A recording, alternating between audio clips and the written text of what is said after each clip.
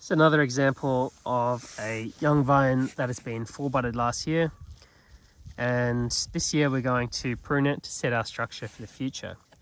So as you can see, if we zoom in, got our initial vine, the wax still on there from the nursery, the pruning wound there, it's been completely absorbed right in there, and then the grafting wound, sorry, it's been completely absorbed by the vine. And then we had our 2-bud, which was then 2-budded again, and then last year they left 3 buds up the top, and all 3 have shot, and it means that we've got 2 pretty good spur positions to start branching off from, and 1 cane that we can get a little bit of fruit from this year.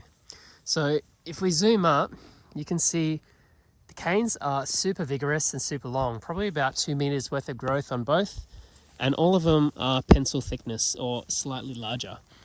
You can also see on the back, there's been a water shoot that's been shot that didn't get shoot thinned. So that is also super healthy. Now, this is a really easy one to prune. We've got our 3 buds there.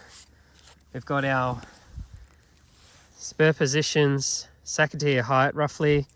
We want to take our bud 1 and 2 on the left hand side to get the correct spur.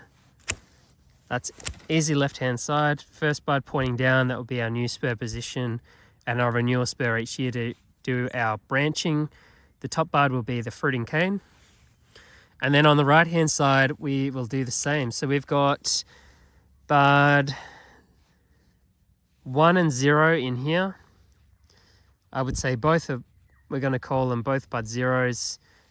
Bud 1, bud 2, we're going to take that as our new spur position. Bud orientation is correct. First bud pointing out, second bud pointing up for our fruiting cane.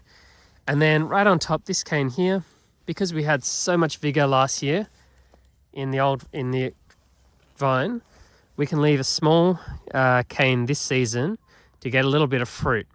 Now, we're probably going to go out to max 6 buds, 4 to 6 buds, wrap that down, because we really want to maintain that we're setting our structure first on these vines. Now, I'll just make the cuts. If you look in here, you've got a water shoot down there. I'm going to do a crown cut there through those buds. Remove that, remove that. A little bit of dried wood in there that can come out. That will start swelling, and that wound will now get absorbed into the vine. On the back too, a little bit more dry wood. It's much easier to do this when you're not holding a camera, by the way. Then count this one out, 1, 2, 3, 4, 5, 6. I'm going to go a little bit longer, maybe out to 9, and I'm going to rub a few buds off, just so I've got enough length to run down onto the wire, and